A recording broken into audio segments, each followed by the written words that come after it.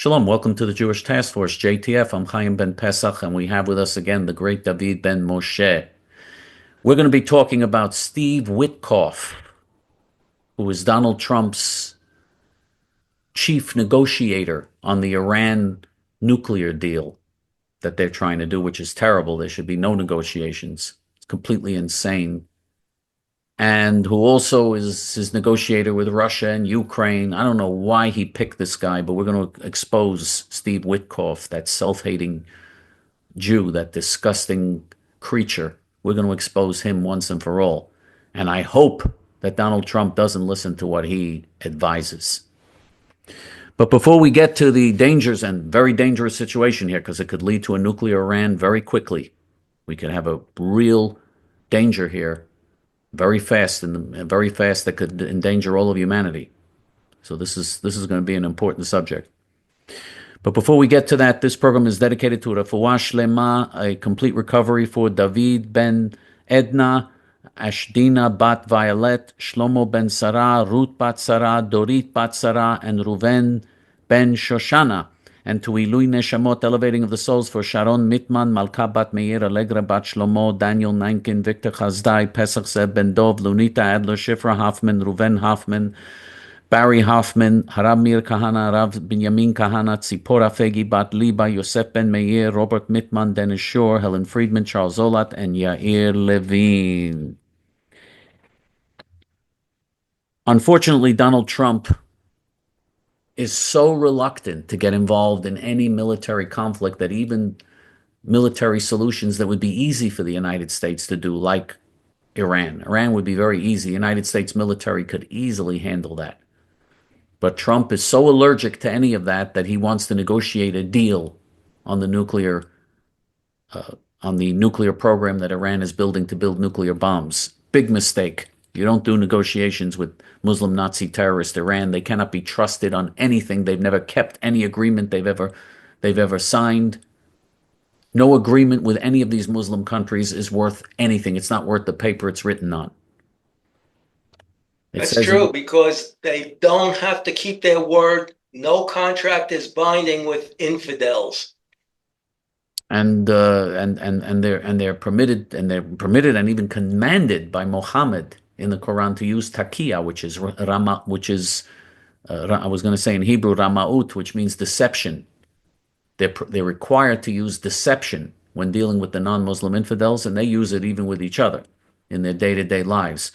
Complete insanity having negotiations with Muslim terrorist Iran. But anyway, he appointed Steve Witkoff. Why?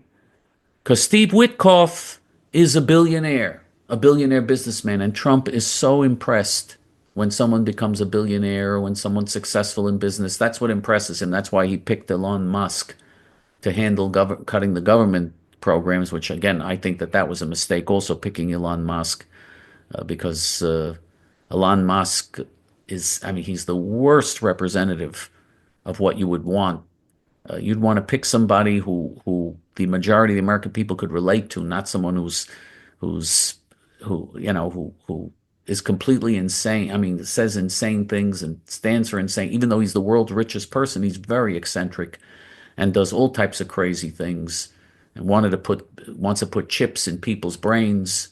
He advocated putting chips in people's brains and said that we have to have colonies on Mars and in the moon, and that he may want to live on a colony. I wish he would go to a colony on Mars or the moon. But big mistake putting him in charge. I'm in favor of drastically cutting the federal government. Drastically. Most of the federal government should not exist.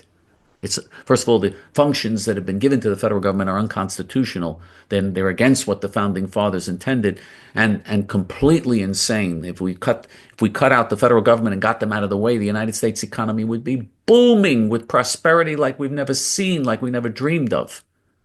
But the federal government and state and local governments get in the way of all of that with crazy taxation and bureaucracy and regulations and insane programs. So cutting, I'm in favor of drastic cutting, way beyond the minor little cuts that the Trump administration is proposing, because what they're proposing is really cutting around the corners, minor little cuts compared to what's really needed to deal with the massive government debt that we have. But anyway, getting past that, let's go back to Steve Witkoff. Believe they're going to have a Jewish guy negotiate with Iran? Iran's going to be thinking he's a Zionist. Well, whatever Iran thinks or doesn't think, Iran hates, if it's Zionist or not Zionist, Iran hates all non-Muslims anyway. Doesn't make a difference with Iran. They hate, you mean they would hate a Christian less? They hate anybody who's not a Muslim. Of course, but I think they hate Jews more because Jews keep humiliating them with the state of Israel. Maybe, but anyway, but Trump picked Steve Witkoff, not only for Iran, he picked him also for the Russia-Ukraine negotiations. He thinks this guy, because he's a billionaire and made money in business, that means he knows how to handle international diplomacy, even though he has no experience at all in international diplomacy. And he's just a self-hating Jewish wimp. But despite that, Trump picked him, which was a terrible, terrible pick. Now we see the consequences. He right away goes on the Sean Hannity show on Fox News and announces that they're changing the negotiating position. Originally, the negotiating position was that Iran has to agree to dismantle in a verifiable way its entire nuclear program and completely give up its nuclear program. Complete dismantling, no nuclear program at all, with very strict verification. That was the original position of the Trump administration. And of anyone else who has even an ounce of sanity, again, I'm against any negotiations. I think it should be done militarily. That's the way to ensure that it's going to get done. But at the very minimum, it should be that Iran has to give up everything and has to dismantle everything and has to be fully verifiable with immediate inspections at any time that the United States requests the inspection. The inspection should be by the United States, not by the UN. The UN cannot be trusted. By the United States has to be able to go in and inspect to make sure that Iran is not starting again with its nuclear program. Steve Witkoff goes on the Sean Hannity show and changes that position and says, no, we're not demanding that. We're demanding that they go back to the nuclear enrichment levels that Barack Hussein Osama got them to agree to in the Obama agreement. He was saying that Trump's position now is that they're willing to basically go back to the same terms that Obama agreed to, that they enrich at a certain level. You know, he said we'll enrich at 3.67%. If they enrich at 3.67% within weeks, they can easily pump that up and enrich at a much greater rate and build nuclear bombs if they're allowed to do that. They can easily do that. It doesn't give any window of security to anybody if they do that. That was one of the problems with Obama's insane agreement. And it took Trump 2 years to finally cancel the agreement. By the way, Ted Cruz was going to do it on his first day in office. And if Ted Cruz had been president, we would have eliminated this Iran nuclear problem a long time ago. But anyway, Ted Cruz was going to take them out militarily. He said he was going to in the campaign. But you didn't want Ted Cruz. You wanted Donald Trump. And so we're still with this problem. We still have this festering danger. It's extreme danger because nuclear bombs in the hands of this fanatic, insane regime, Islamic terrorist regime, is like handing nuclear bombs to Al-Qaeda or handing nuclear bombs to Daesh. Daesh is the Islamic State or ISIS in English. This is like handing them nuclear bombs. This is insanity. And if they get nuclear bombs, every other Muslim country in the Middle East is going to want nuclear bombs. Saudi Arabia, Egypt, Turkey, Iraq, they're all going to want to go nuclear. It'll be an unmitigated nightmare. And if all these Muslim countries have nuclear bombs, you better believe that that's going to eventually lead to nuclear war. With these crazy people all having nuclear bombs, eventually somebody's going to get involved in a war and it's going to lead to nuclear war. So this is insane. This has to be stopped at all costs, and Iran is literally on the verge of getting nuclear bombs now because of this. And Witkoff says that we should go back on the Sean Hannity show. He says we should go back to the Obama agreement with Iran, that everybody knows was an agreement that enables Iran to go nuclear in the end. That's the agreement that that Trump is going to present to Iran? You might as well have voted for Kamala Harris. She was willing to go. That's perfectly acceptable agreement for her. She thought that was a great agreement, a great deal. Now we see some confusion because senators, good senators, like Tom Cotton, the senator of Arkansas. I like Tom Cotton. I think he's a good guy. And he, by the way, is also evangelical, so he has this biblical, he supports Israel for biblical reasons. He's a good right-wing evangelical, Tom Cotton. A shame that he wasn't picked as Secretary of State or Vice President. He should have been picked instead of that imbecile J.D. Vance, that weird, crazy Vice President they have, J.D. Vance. They should have picked Tom Cotton. But anyway, so the senators, they started attacking this and saying, what are you talking about? This is what you're going to do. This is crazy. And all of the conservative think tanks and others went wild. They went nuclear when he said this, when Steve Witkoff said this on the Hannity show. They said, how can you be advocating this? What are you talking about? What is this? What is an extension of the Obama administration? This is unbelievable. And the Iranians, of course, were thrilled. Now, because of that negative backlash from conservatives and from people who and from supporters of Israel and from people who saw that this was going to lead to a nuclear Iran, because of that, now he went back and he said, no, they have to dismantle the program. But we see this ambiguity here, this ambivalence, and every time he's advocating concessions to the Muslim terrorists. He's a real self-hating, Schumer-like schmuck. He also said, by the way, in an interview that the Hamas Muslim Nazi mass murderers are not as extreme as people say. He found when he negotiated with them, that's another thing, he negotiated with the Hamas Muslim Nazi mass murderers after they raped, murdered, and did all the horrible things in the Holocaust they carried out against Israel on October 7th, 2023. He negotiated with them. Trump sent him to negotiate with the Hamas mass murderers. And he said, they're not as extreme as people say. Oh, no. No, not much. Their own written founding documents, their own constitution says every non-Muslim infidel must surrender to Islam and either convert to Islam or be killed. That's what Hamas stands for officially. And he says that's not extreme.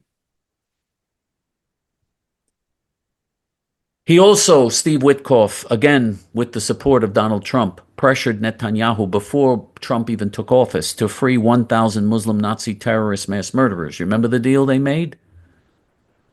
33 hostages were freed, and in exchange, 1,000 Muslim Nazi terrorist mass murderers were freed from Israeli prisons.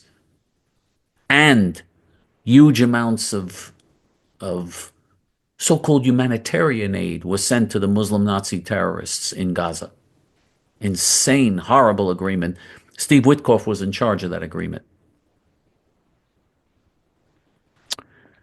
Now, the end game of this, why am I against it? Let's say they get Iran to agree to dismantle everything. Let's say they get Iran to agree to this. Is that bad? Of course it's bad. First of all, I don't trust Iran. Secondly, they'd be giving Iran sanctions relief in exchange. That's what's on the table here. To lift sanctions on Iran. You know what will happen if they lift sanctions on Iran? Iran will be earning tens of billions of dollars in oil revenue, which means that the Iranians will have the money to do what they want on the nuclear program as they cheat, which they always do when they sign agreements. They would cheat, and they'd have the money to rebuild and do whatever they want with the nuclear program.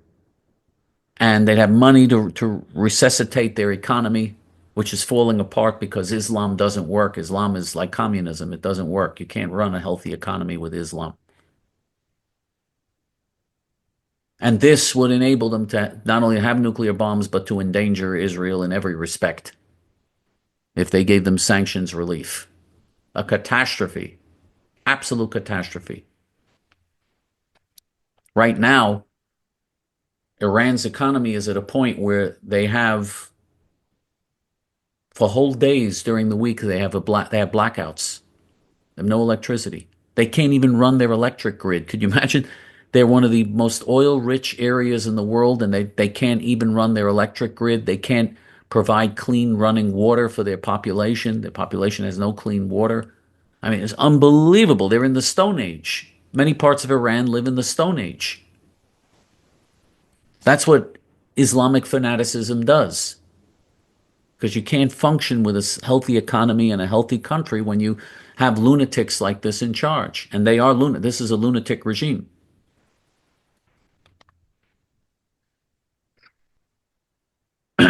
Now, we tried to warn that this would be the consequences. I hope that Trump backs off of this. Also, the fact that they started negotiations on Saturday. They had negotiations this past Saturday. And the next negotiations are the Saturday to follow. It takes a whole week for them to meet. They had a brief meeting, and then they're going to have another meeting a week from now. Iran is stalling so that they could build the nuclear weapons already. They're stalling. And Trump realized that. He said they're just tapping us along. I don't know what tapping means, tapping someone along. I don't know what that means. I never heard of that expression before. But Trump said they're just tapping us along, that he wasn't happy with the fact that the negotiations are so extended. Steve Witkoff was perfectly happy. He thought it's fine. He gives in to everything the Iranians want. The negotiations were held in Oman, which is a Arab Muslim terrorist country. And so they wanted the second round of negotiations to be held, or the second discussion to be held in Rome, in Italy. But the Iranians said, no, we want Oman. So, I mean, everything the Iranians want, they're giving into over here. Because they don't want to ruin the chances for a negotiated settlement. This is a replay of Obamaism here. Very, very dangerous. Very, very dangerous. It would take the United States several hours to destroy Iran's nuclear bomb-making program. You know, the stupidity of Donald Trump comparing this to the war in Iraq, what Bush did.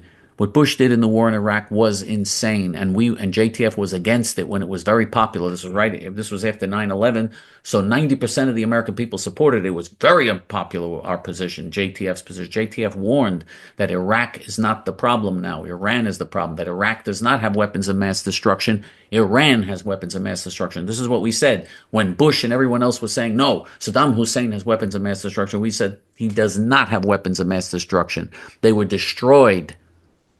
They were destroyed. And they were destroyed in the Persian Gulf War. And he was not able to rebuild them because it's very expensive to rebuild them, and he was under severe sanctions. He was not able to do that. We said this. We warned this. We said it repeatedly on our television program.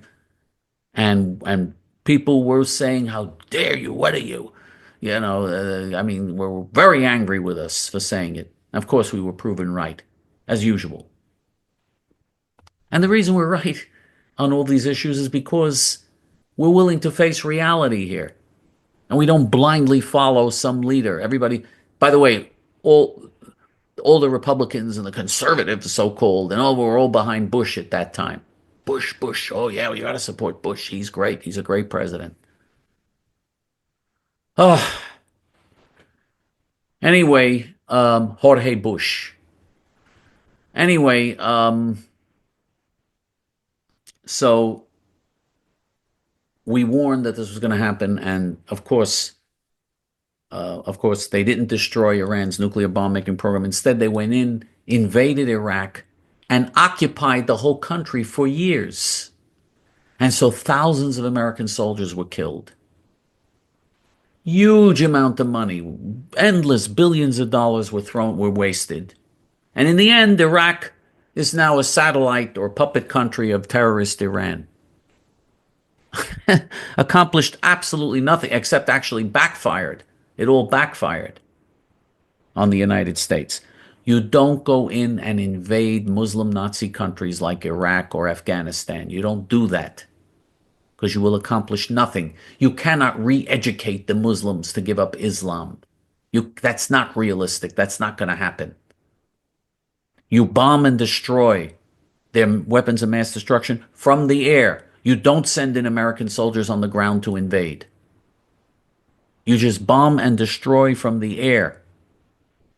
And once you're finished, you walk out. That's it. That's the end. Goodbye. And you get no money, you get nothing, and you're not allowed to sell oil, you're not allowed, you're sanctioned, you get nothing. That's how you handle the problem. You remember Saddam Hussein was in charge of Iraq, and we arrested him, and he was eventually executed. He was a check on Iran, and Iran was a check on Iraq. They didn't trust each other, and with good reason. Muslims can't trust each other. So imagine how they feel about non-Muslims. But the thing is, they were a check on each other, and that check is now gone. Right. Because Iran and Iraq went to war for 8 years, and 2 million Muslims were killed in that war by their fellow Muslims, which shows, by the way, what you're dealing with, barbarism you're dealing with. This is what they do to their fellow Muslims. They perpetrated a Holocaust against their fellow Muslims. So, but Bush, so stupid, so insane, so pathetic. Bush is stupid and insane and pathetic. I'm sorry, Trump is also stupid. What he's doing is also stupid. He could end this problem in one day with the U.S. Air Force. What the hell is all of this going back? And he's saying Israel is the one that's going to lead the attack on Iran if there's going to be an attack. Okay, fine. But Netanyahu is a puppet of Trump. Netanyahu does whatever Trump or any other U.S. president tells him to do. Netanyahu has no spine. He automatically does what the president tells him to do. So at least tell Netanyahu to do it and have the Israelis go in and attack the nuclear program and also to attack their oil wells and their oil fields and everything else and their electric grid and put them out of business. If you do that, it's going to be very hard for the Iranians to recover from that. And by the way, those people say, well, you're only going to say you can't destroy the whole program and then they'll rebuild and you know how much it costs to rebuild? It's very, very expensive to rebuild and they won't have the money to do it. If you destroy their oil fields and their oil exports and bomb their oil fields and bomb their harbors and by the way, the highways that connect Iran, that connect different parts of Iran, there are certain main highways there, all built by Israelis, because Israel had a close relationship with the Shah of Iran before the Islamic Revolution took place. The Shah of Iran built a close economic relationship with Israel. The Israelis built all of Iran's highways and all of the things that connect Iran to each other, the parts that connect the country together. Israel knows exactly where to bomb and destroy. Israel could make it so that they won't even be able to travel. They won't be able to travel.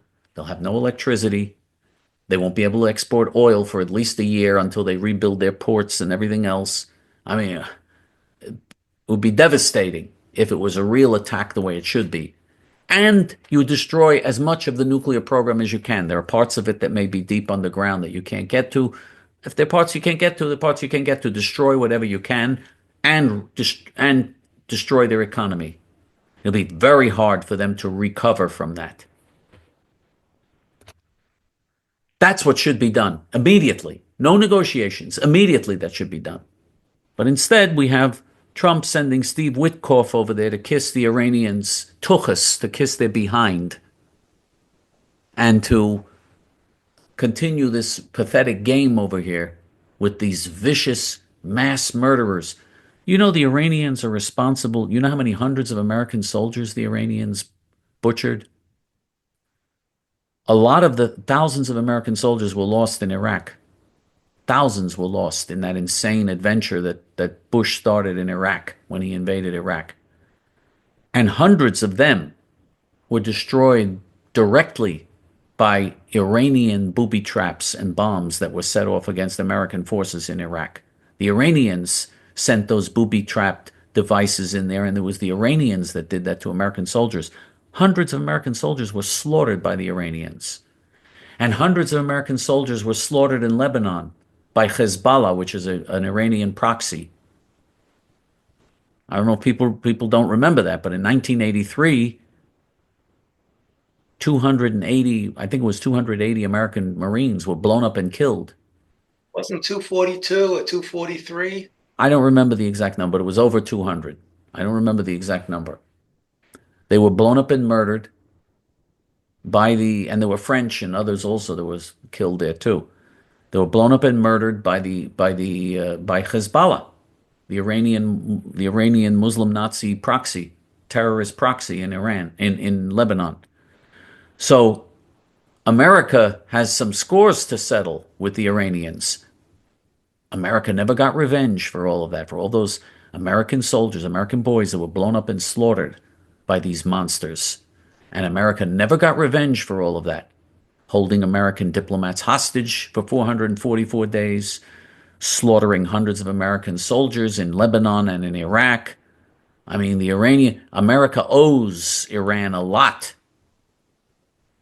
And it is very important that the United States strike back when these types of things happen. If countries like Iraq and terrorists like the Iranians, if the Iranian terrorists and the Hezbollah terrorists are allowed to get away with things like this, with murdering hundreds of American soldiers, of course this is going to lead to future slaughters and to emboldening all the enemies of the United States all over the world. And it shows that there's no justice in the world. There's no American honor. There's no justice when this is allowed to happen. There should be revenge immediately. Massive revenge when something like this happens, so that they'll never dare do something like this again.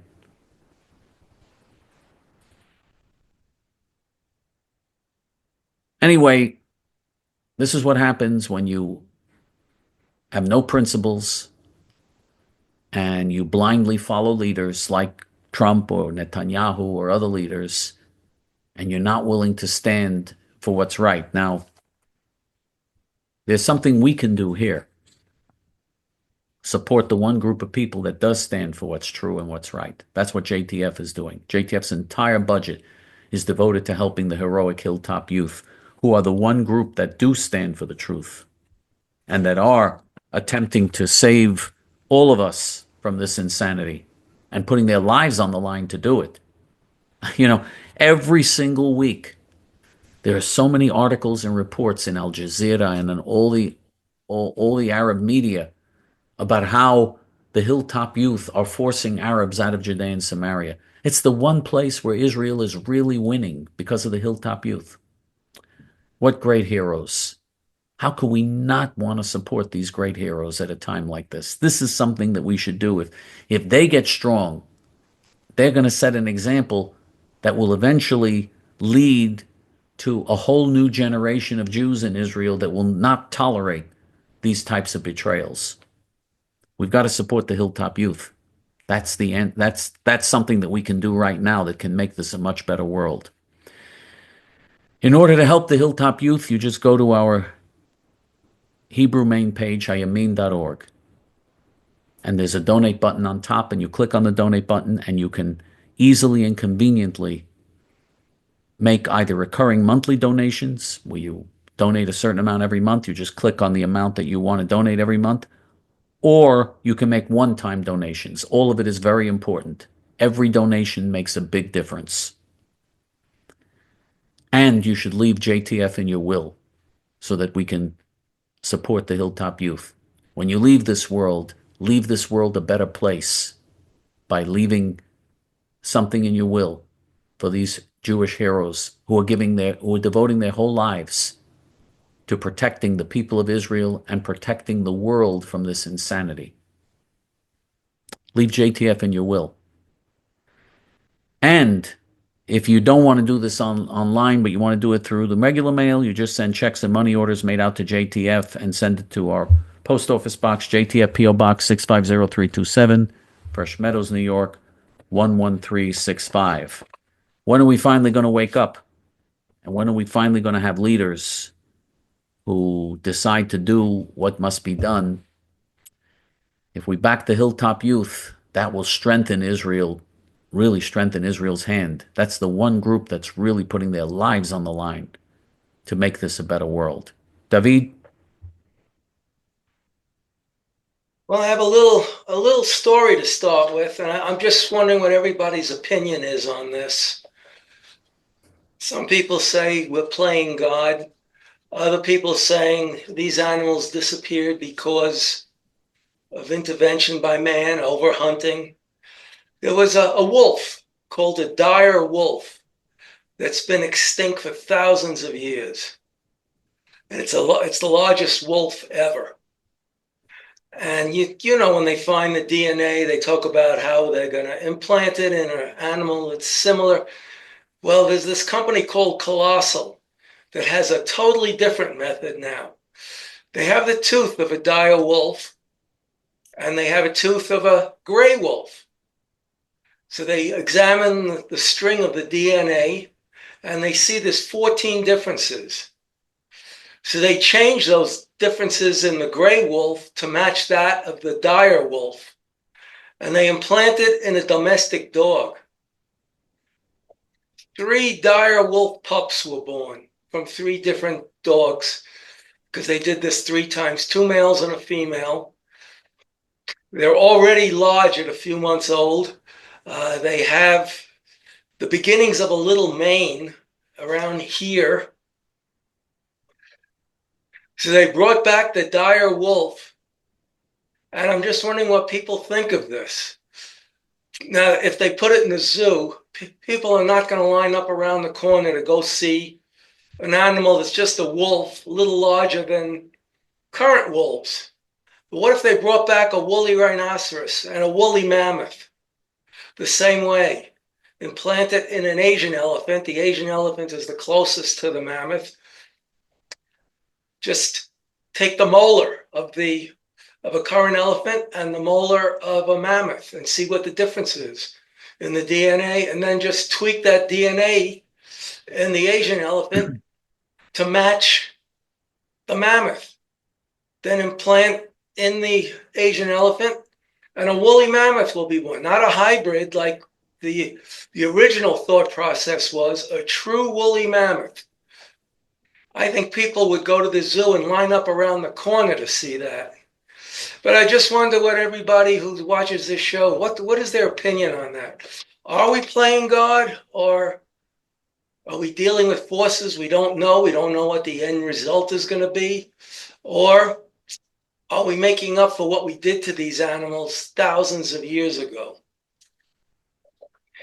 Meanwhile, in England, Lucy Connolly was sentenced to 2 years and 7 months in prison because she complained on X, which used to be Twitter. What a stupid name X is. Why didn't they leave it Twitter? That Muslims killed 3 British children. So instead of punishing the Muslims, they give her 2 years and 7 months for complaining about it on Twitter. What was the crime? What was the crime? She was found guilty of racism.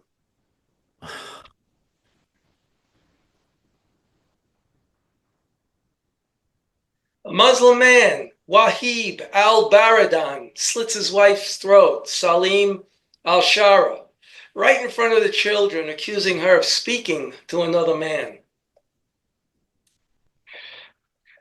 Now, why did we import these people when we already had monsters of our own here? Last week we spoke about the murder in Texas of the track star with the knife in the heart. Well, the perpetrator is in, or I should say, should be in extreme trouble because of video. That they found a video of the whole incident, and police have that video. And you would think people would shun this kid because he's a murderer. He just took out a knife and stabbed the kid in the heart because the perpetrator was in the runner's tent where he shouldn't be. The murderer, by the way, was black, and the victim was a 17-year-old white kid. I think they're both. I'm not saying there's anything beyond that. I'm just describing what took place. Yeah. And I So, hope you're going to tell us. I hope you're going to tell us what's happened in that case, because there are other developments you haven't told us yet. well, the only thing I have is that they set up GoFundMe's for both of them. No, And no, there's something way beyond that that happened. That just happened. well, oh, then I didn't hear. But the perpetrator already has $300,000 in the GoFundMe account. The victim has 50,000. You would think everybody would shun this murderer, but it's just so common and it's so tolerated and it's normal for some cultures that they're probably proud of him, and that's why they're raising all this money to defend him. By the way, he didn't belong. He went in a tent where he didn't belong and arrogantly refused to leave. And so the other person demanded that he leave, and because of that, he stabbed the white kid, the 17-year-old white kid, and so he stabbed him in the heart, murdered him, murdered He him, died in his twin brother's arms. and his twin brother. He fell in his twin brother's arms and died. And and now they've released the murderer on bail. He was let out on bail. Not only that, he's moved into a new house. He raised so much money on GoFundMe, he bought a fancy new house already. With all the hundreds of thousands he's raising on GoFundMe. He lives in a nicer new house, and he's out on bail, and he's become like a hero for having stabbed the 17-year-old white kid in the heart and murdering the white kid. No, Sounds perfectly normal to me. it pays. I guess it pays to stab people in the heart and murder an innocent 17-year-old kid. I guess that pays. Well, something similar happened, but so far the outcome is quite different. 16-year-old, a really good black kid. I've heard his mother speak. She's not the sharpest knife in the drawer, and they live in fairly, I'm not gonna say in poverty, but they can't afford much. And he's very good at football. And he promised his high school football. And he promised his mother one day he was going to be a star and get her out of this house and out of this neighborhood. And he seems like a really good kid. So let me just say this. If you play high school football and you're a star, I wouldn't count on making it to the pros. You may not even make it to college football, where you have really tough talent to compete against. I had a friend from work. His son was the greatest basketball star in the history of his high school. His last name was Suter. He was the legendary Steven Suter. And he set all kinds of records that will never be touched by those other kids coming into high school. And he couldn't even make it to college. College basketball, he was just second string, and that's it. That was the end of his basketball career. So this black kid, he's a good kid, and he was a good kid. But you can't say I'm gonna make it. You could try, but the competition grows when you get to college. If you're good enough to be a star in college, competition grows when you get to the pro leagues. So there's only a few make it, and the rest are left hanging. In Carolina football, North Carolina. But what's the end story here with the 16-year-old? I don't understand. What's the end story here? Yeah, I'm talking. This is in North Carolina. Oh, okay. This is the story. He was shot and killed by another 16-year-old black kid.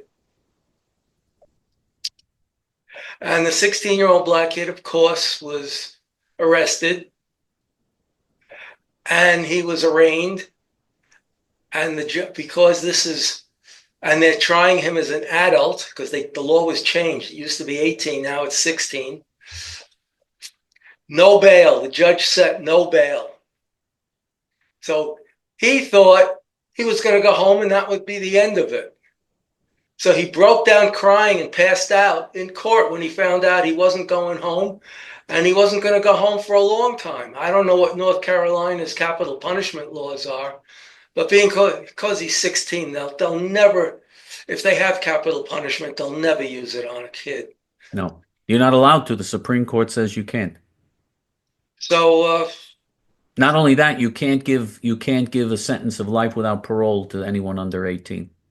Under yeah, the I was just going Supreme to Court say he's rules, probably going to which get is so 25 to which is life. so which is just insane, because there's certain people, I don't care how old someone is, if someone takes someone else's life, they forfeit their own right to live.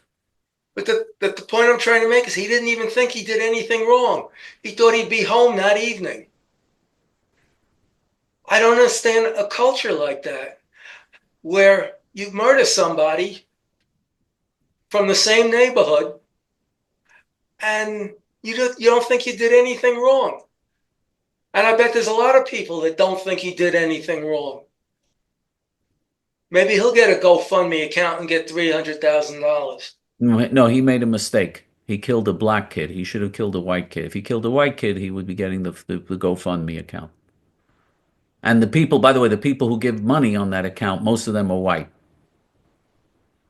Most of the people who give money to this murderer in Texas, the one in Texas who stabbed a 17-year-old, most of the people giving him money are whites. They think, oh, you have to understand the rage against this racism. What racism? The 17-year-old white kid never did anything racist. Never. He just told him, you're not allowed to stay here. You're in the wrong place. Never did anything racist. All these whites are giving money to help this vicious cruel murderer.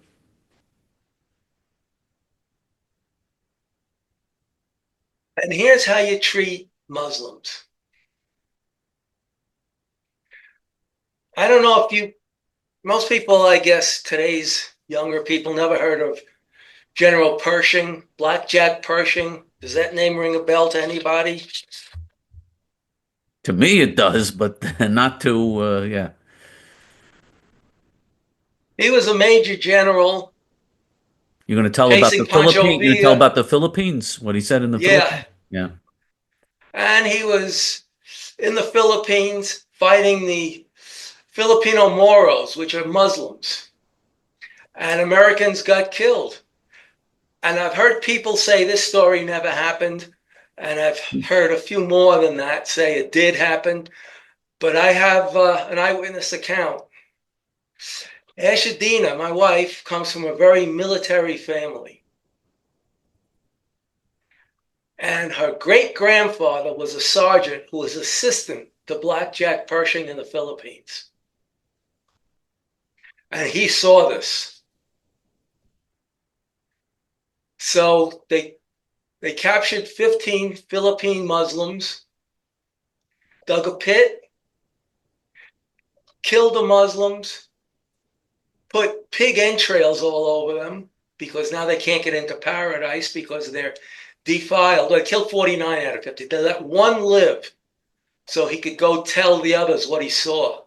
And for the next 42 years, there was no Islamic terrorism against Americans in the Philippines. But Blackjack Pershing knew what to do. And then he was promoted to four-star general to lead the American military in the First World War. Originally, France and England wanted Americans to just fill their empty spots of soldiers that were killed. But Pershing said, no, we're going to operate independently. He wanted a war movement. Now, the British invented the tank. They had the heavy tank. The French had the light tank. We had no tank. We weren't ready to go to war, but we sent men over. We used British planes. Eddie Rickenbacker, the famous ace from the First World War, flying a Sopwith Camel, British plane. But Pershing believed in a war of mobility, even back then. And when America came into the war, it was just about over. The Kaiser said to one of his aides, there's a lot of Americans over there, aren't there? meaning we have a big population to keep sending men that they couldn't match. So when the war was over and Pershing was the American hero, they asked him, how many stars would you like? Because they wanted to promote him. So as you know, like, well, maybe you don't know, Eisenhower and General Marshall and MacArthur, they all got 5 stars. Admiral Nimitz got 5 stars. But Pershing said, I'll take 6. He's only one of 2 American generals in the history of this country that got 6 stars. Instead of the title for the 5-star is General of the Army, his title was General of the Armies, and the only other general to ever get that was George Washington, posthumously, because he wore 3 stars when he was in the American Revolution. Now, jumping back to Baltimore, that's in Maryland, in case you don't know where Baltimore is. That's where the Baltimore Orioles play, Camden Yards. And if you're an affirmative action viewer, if you just happen to be watching this, go to Baltimore Camden Yards. They sell bacon on a stick. It's over a half-inch thick. It's like a popsicle, but it's bacon. Go eat a few.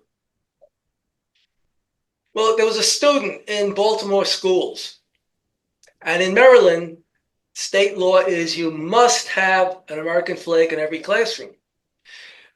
A student, Parker Jensen, sued Baltimore schools for suspending him for asking why there was no flag in quite a few classrooms. So he was suspended, but the media picked up on it, social media, and it was all over. So the schools quickly got the American flag in every classroom to comply with state law. But Parker Jensen is still suspended. And I'm sure you heard talk, they're looking into it, and they found a loophole. Trump running a 3rd term.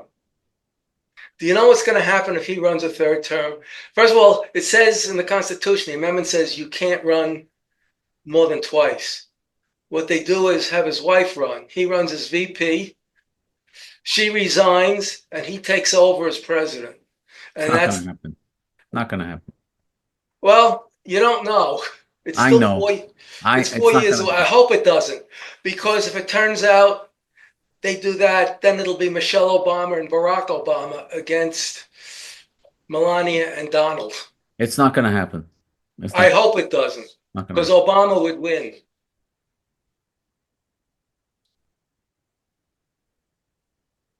And in the last election, besides the seats around the country, and I'm not talking about just Congress, I'm talking about state houses, city councils, county supervisors.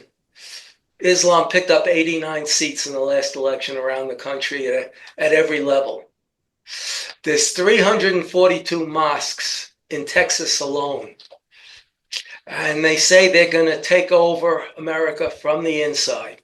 While Americans are busy on their social media, they're working hard to take over this country.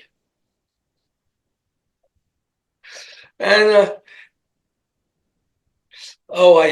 I had this about, I told Chaim, it was more personal. Maybe I'll let it out some other time. And the thing is, we hated Obama the same way the left hates Trump when Obama was president. The difference is we hated Obama because of his policies, while the left hates Trump because they hate America. And I have just 2 more. In 1943, a young black kid from the deep South, it was either at least South Carolina, further south, Emmett Emory. He was 17 years old, and he enlisted because he wanted to get into the war. But in those days, in the 40s, our army was highly segregated. Blacks were relegated to the Red Bull Express, driving supplies up to the front, digging latrines, setting up kitchens, not doing the cooking, just setting up the kitchen. They would do the cooking on ships, but in the army, they're just setting up the kitchen, building showers so the men could take showers.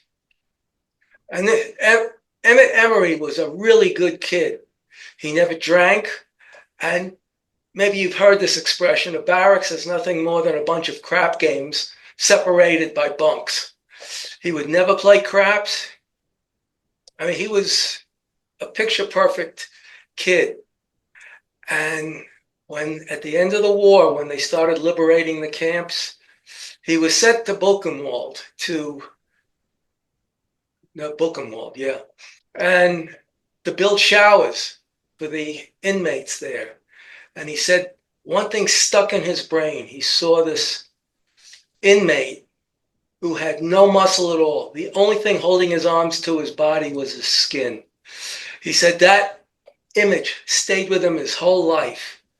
He's 103 today. And he said he still sees that image. He has nightmares about it. So they're a really good kid. And I have one more thing to read. Oh, wait, I got this. Here's an assistant principal who was arrested for having sex with a 13-year-old.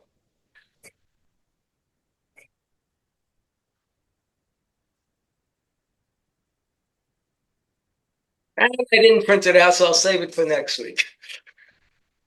You sure? Okay, I'm done. Okay, you sure? Okay. Wait, I got this. I have this picture. Okay.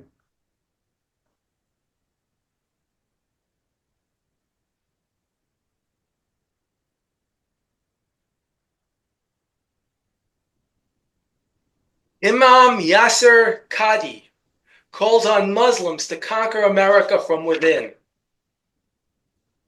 Mm-hmm. They didn't come here to be good Americans. They're not good American citizens. None of them are. They're waiting to conquer America from within because we're asleep at the switch.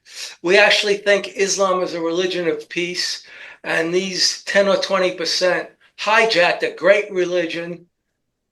But actually, Muhammad, he made such a mess of what he learned from the Jews and the stuff he made up, nobody wanted to follow him. So he couldn't spread his religion by preaching. He had to spread it by the point of a sword or by the gun today. In your heart, you know we're right. And in your guts, you know they're nuts. For J.T.F. until next week, and for David Ben Moshe, Shalom.